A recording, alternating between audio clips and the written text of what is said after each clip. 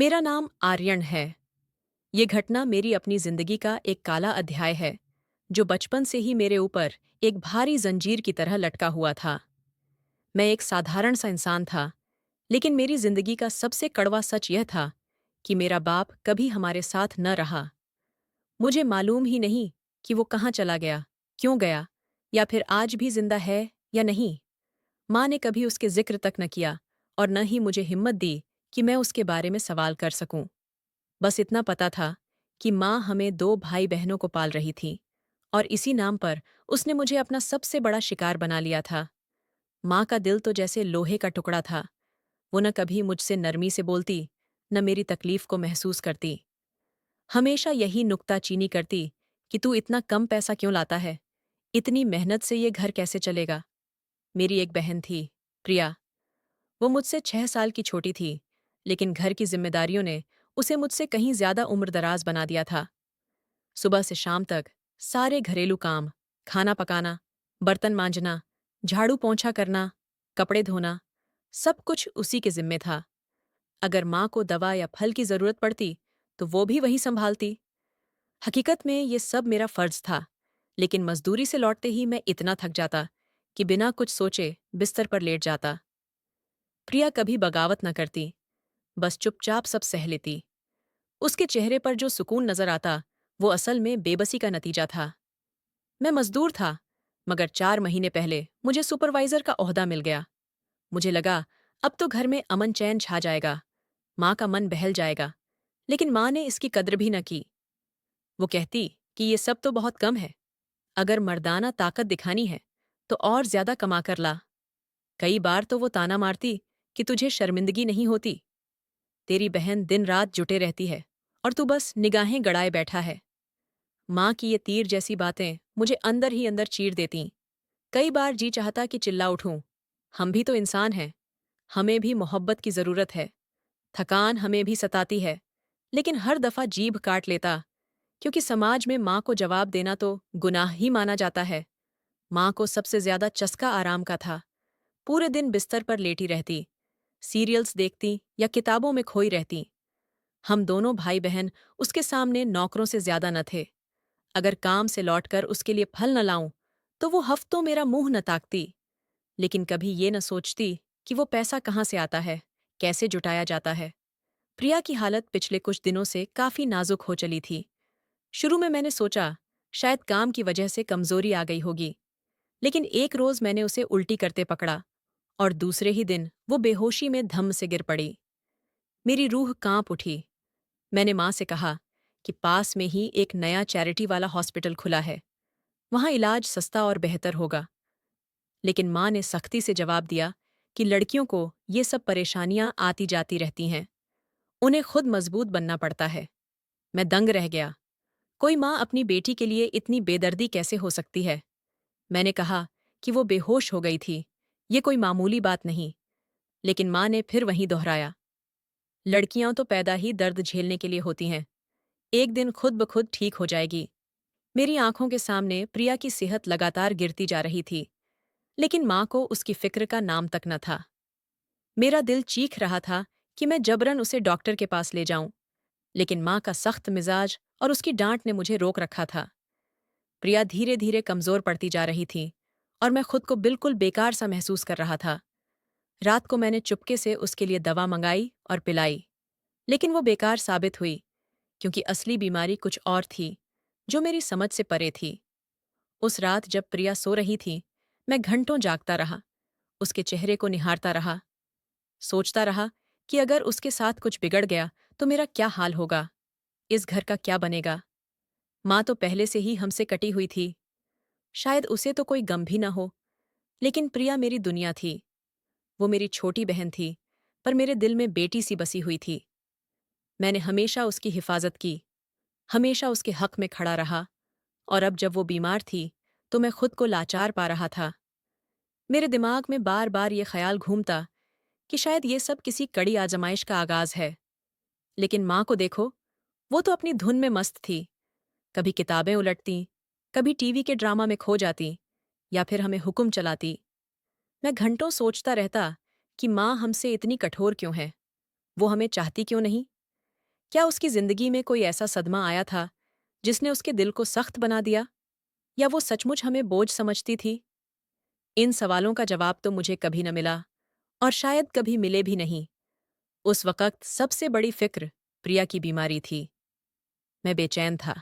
दिमाग घूम रहा था कि अब क्या किया जाए। आखिरकार मैंने फ़ैसला कर लिया कि माँ माने या न माने, कल सुबह मैं प्रिया को हॉस्पिटल ज़रूर ले जाऊँगा।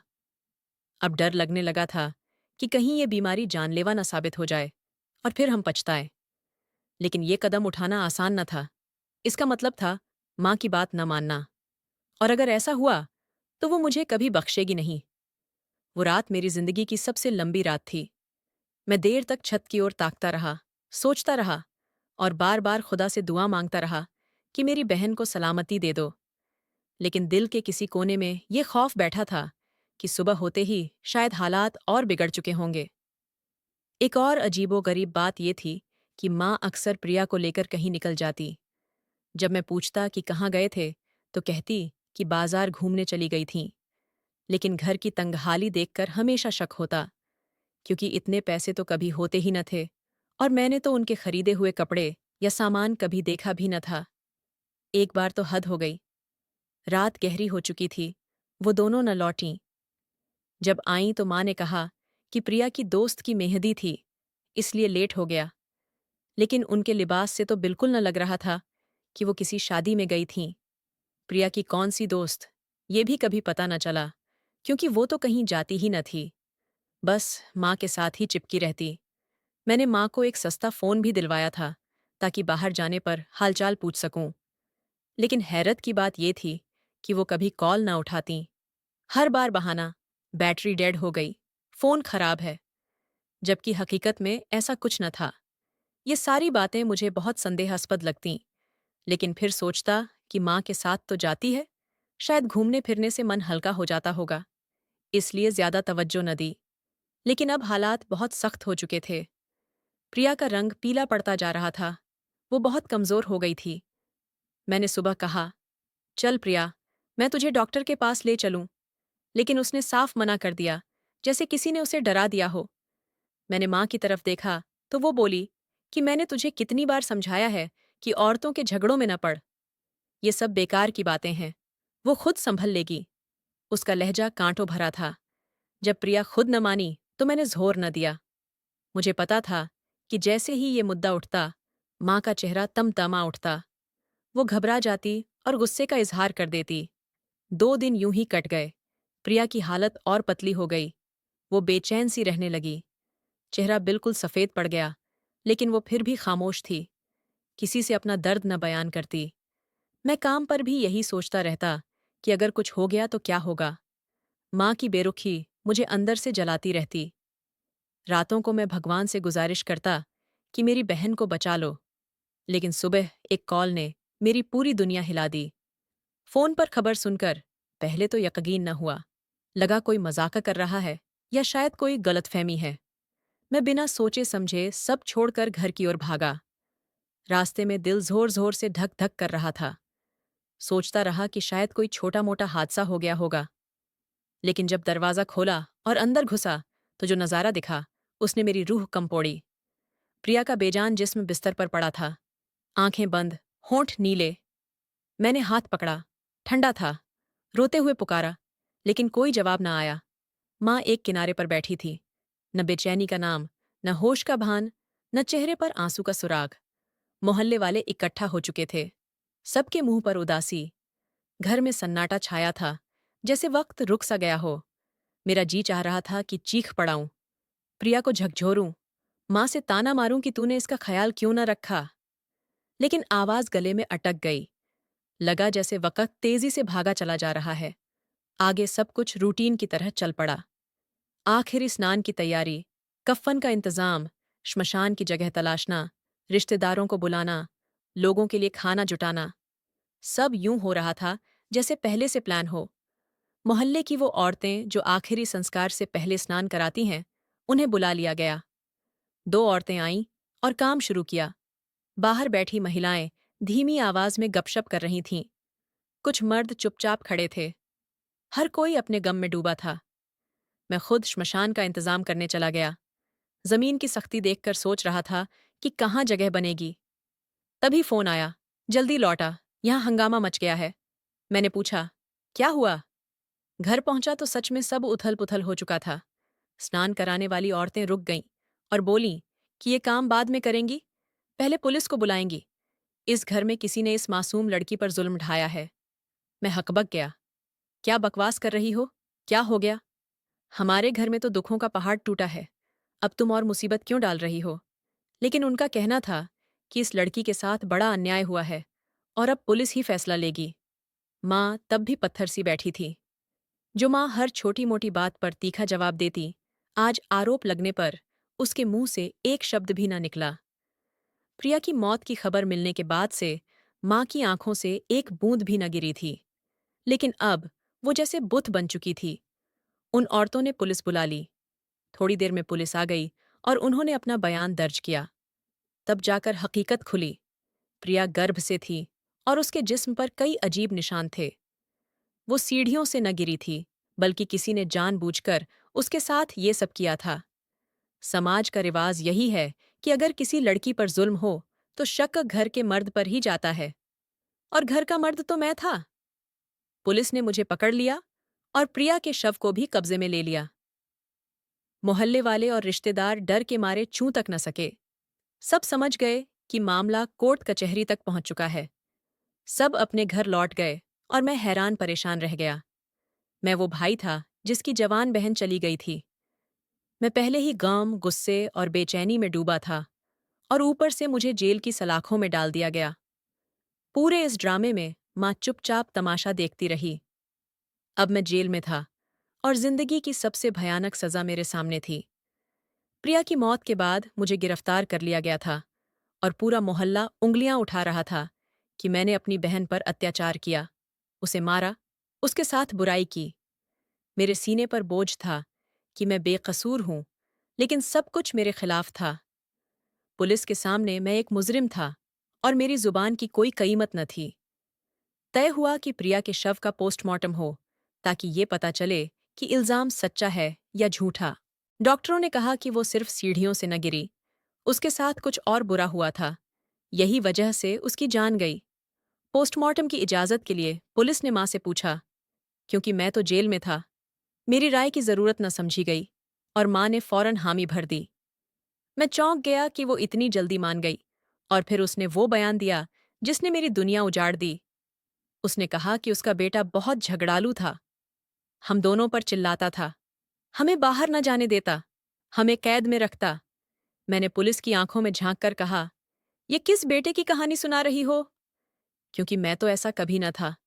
मैं तो दिन रात माँ और बहन के लिए पसीना बहाता रहा, उनके लिए जीता रहा, सब कुछ किया, और आज सारे गुनाह मेरे नाम हो गए। मेरा दिल चीख रहा था कि शायद ये सब गलतफहमी का नतीजा है। रिपोर्ट आकर मेरा नाम साफ हो जाएगा। लेकिन जब रिपोर्ट आई तो मेरी रूह थर्रा गई। रिपोर्ट में लिखा था कि मेरी बहन माँ बनने वाली थी, और इससे बड़ा धक्का ये कि वो पिछले 3-4 साल से ऐसी हालत में थी जैसे कोई उसे जबरन किसी गंदे कारोबार में फंसाए हुए हो या उसके साथ बार बार जुल्म हो रहा हो। मैं रिपोर्ट के शब्द सुनता गया और मेरे हाथ पांव सुन्न पड़ते गए। मैं सोचता रहा कि प्रिया ऐसा कैसे कर सकती थी। वो तो इतनी पाकीज़ा थी, शांत। उसके चेहरे पर अभी भी मासूमियत झलकती थी। ये सब कैसे हो सकता था? ये हकीकत कैसे? मेरा दिमाग ठप हो गया। मैं अंदर ही चिल्लाया, ये झूठ है। प्रिया वैसी न थी, लेकिन सामने वाले अफसर कागज के शब्दों को ही हकीकत मान रहे थे। कोई मेरी सुनने को तैयार न था। पोस्टमार्टम के बाद प्रिया को मां को सौंप दिया गया। मेरे हाथों में हथकड़ियां थीं और मुझे श्मशान ले जाया गया। मैंने अपनी आंखों से देखा जब उसके शरीर को आग लगाई गई।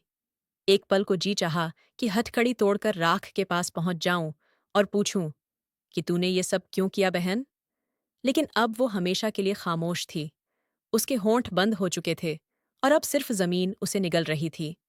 मैं वहीं खड़ा था, चारों तरफ पुलिस, मोहल्ले वाले, कुछ रिश्तेदार, लेकिन कोई मेरे पास न आया, कोई मेरी बात न सुना। मैं अंदर ही सोचता रहा कि अब मेरा क्या होगा? मेरा केस, मेरी जिंदगी, मेरे ख्वाब, सब मिट्टी में मिल रहे थे। मेरे केस की सबसे बड़ी गवाह, मेरी अपनी माँ थी। अगर वो चाहती तो मुझे बचा सकती थी। अगर वो कहती कि बेटा बेकसूर है, तो मैं आज़ाद हो जाता। लेकिन उसने न किया। मैं सोचता रहता कि माँ अभी तक ज़मानत क्यों न करवा रही। उसे तो पता था कि मैं निर्दोष हूँ। फिर भी वो चुप थी। पुलिस कह रही थी कि जब तक वो गवाही न देगी, तू यहीं सड़ेगा। तेरी जिंदगी इन लोहे की सलाखों में कटेगी। मेरे लिए ये सब कयामत से कम न था। प्रिया चली गई थी और जाते जाते ढेर सारे राज छोड़ गई थी। मैं सोचता रहता कि उसके साथ क्या हुआ, क्यों हुआ, किसने किया, वो किस जाल में फंसी। लेकिन जवाब देने वाला कोई न था। मैं खुद को एक गहरे अंधेरे में कैद महसूस कर रहा था, जिसका कोई छोर न था।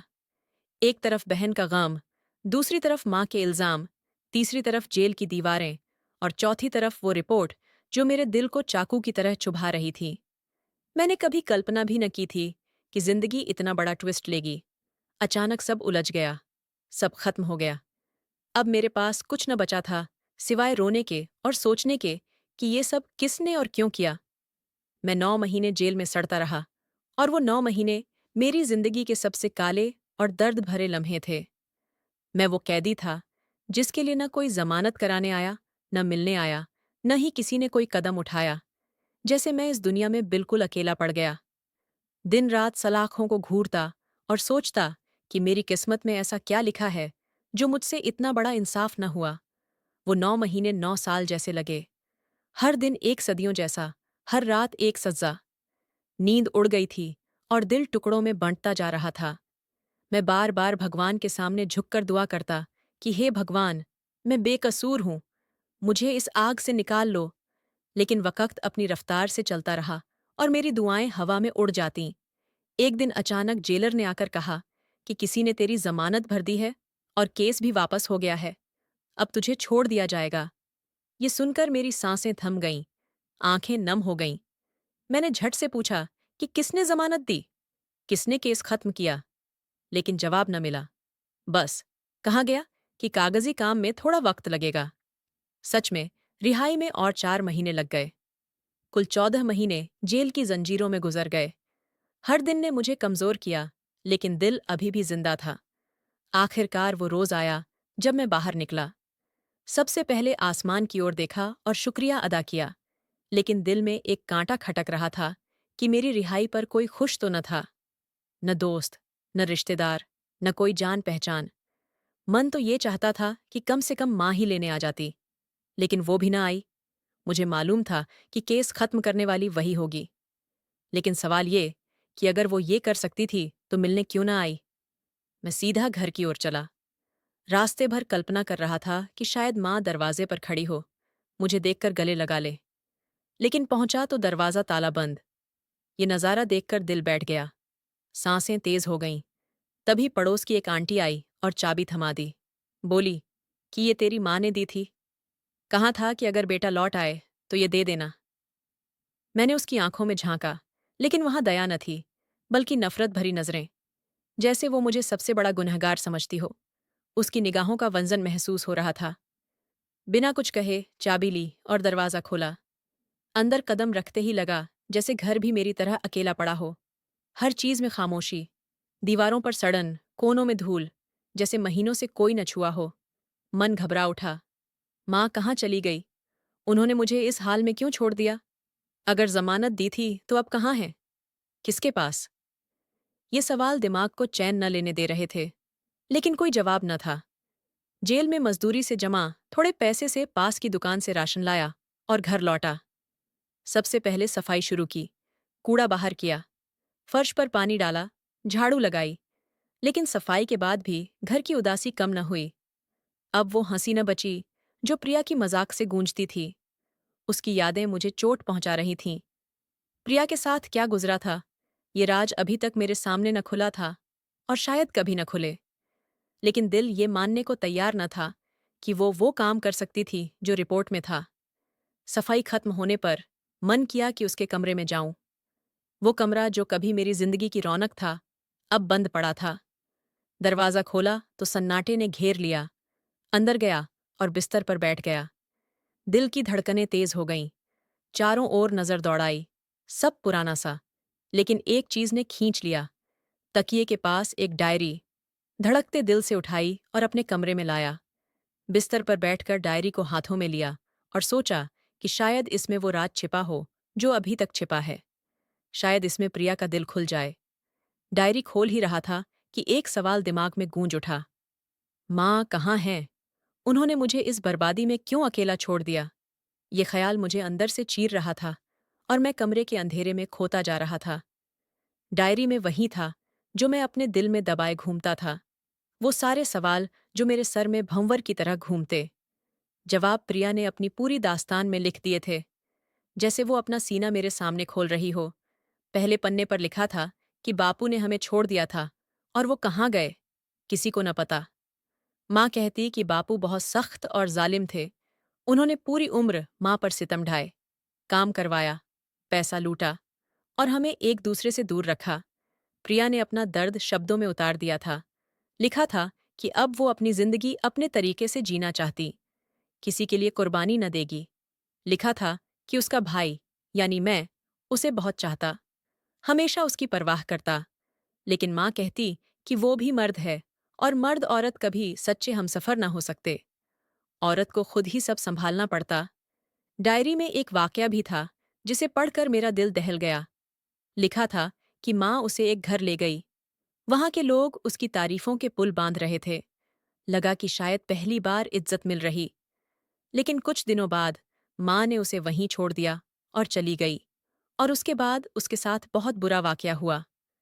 लिखा था कि माँ ने कहा कि जो हुआ उसे बुरा सपना समझ भूल जा।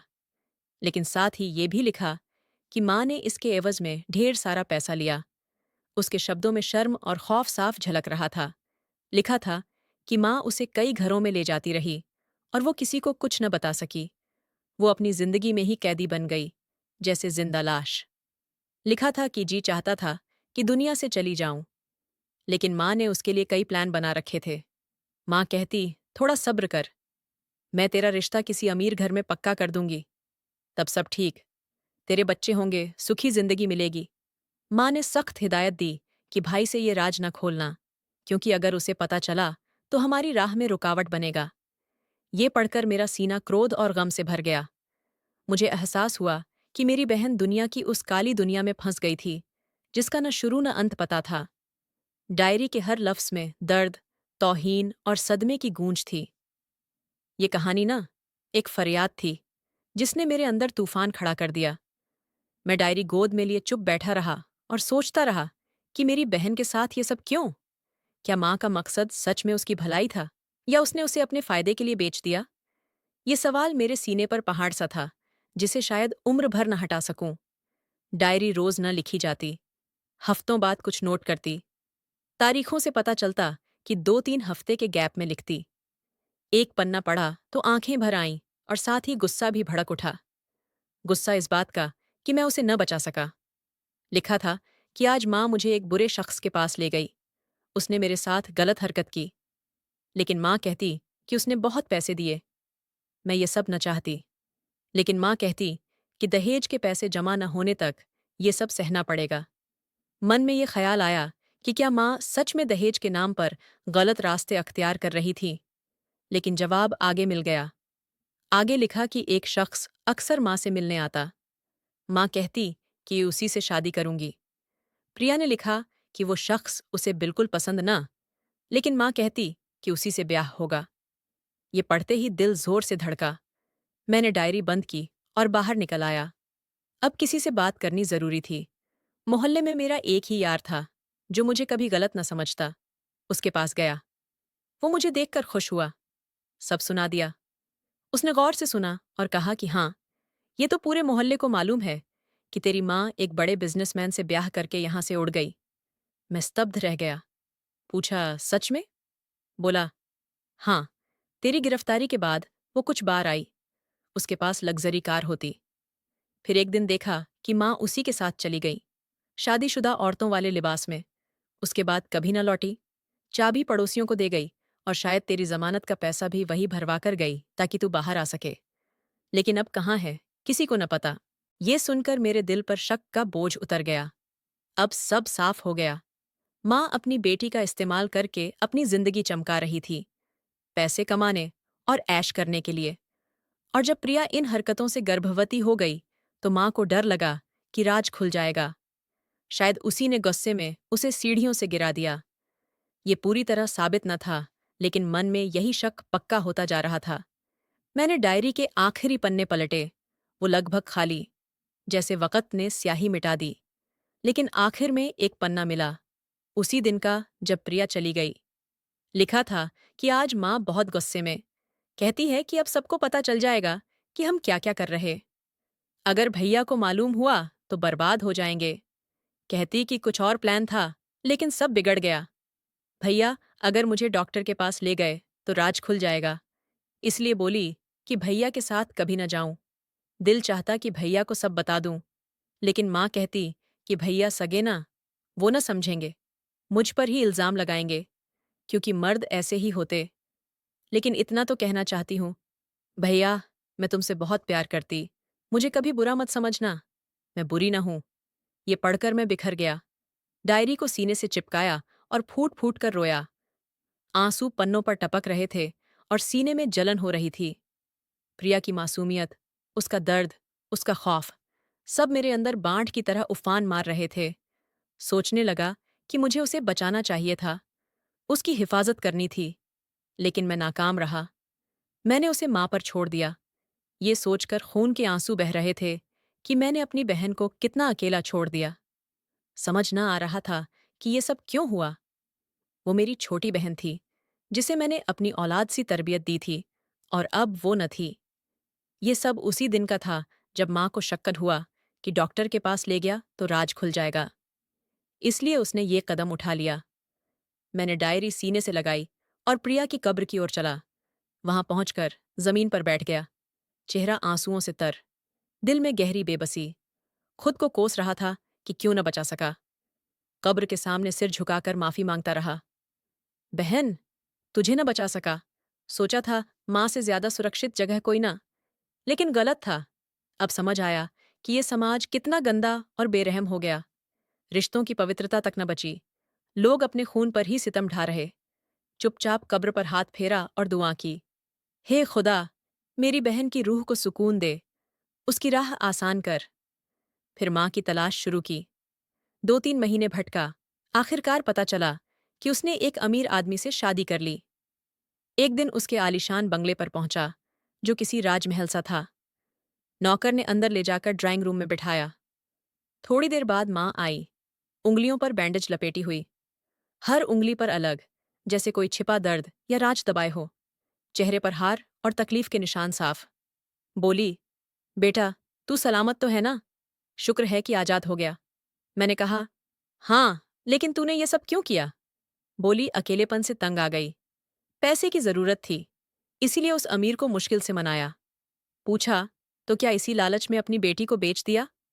वो बिलख बिलख कर रोई और बोली, मैं ऐसा न चाहती, लेकिन शायद अब भगवान सजा दे रहा।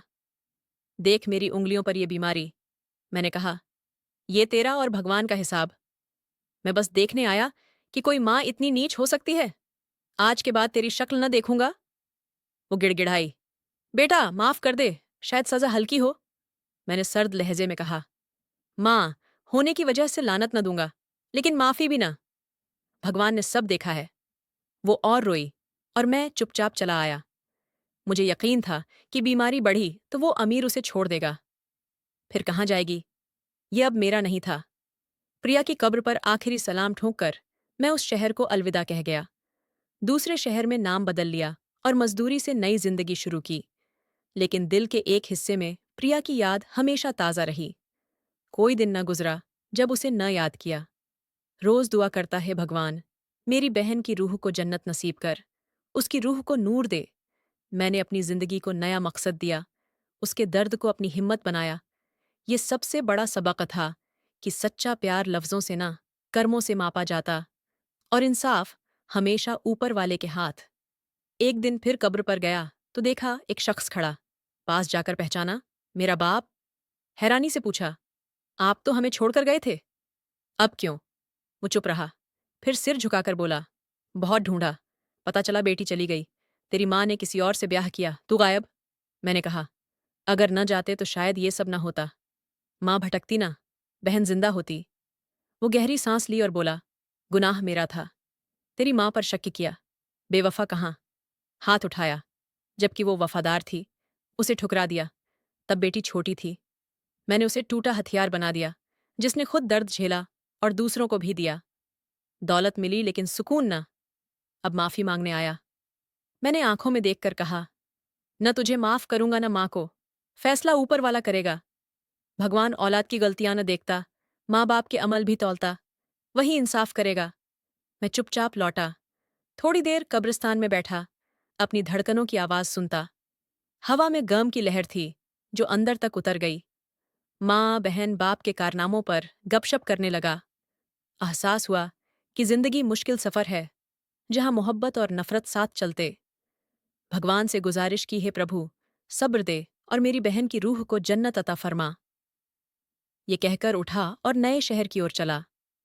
फैसला किया कि अतीत को दिल में दफन कर दूं और जिंदगी को नई राह दूं, ताकि प्रिया की याद के साथ सम्मान और प्यार से जी सकूं।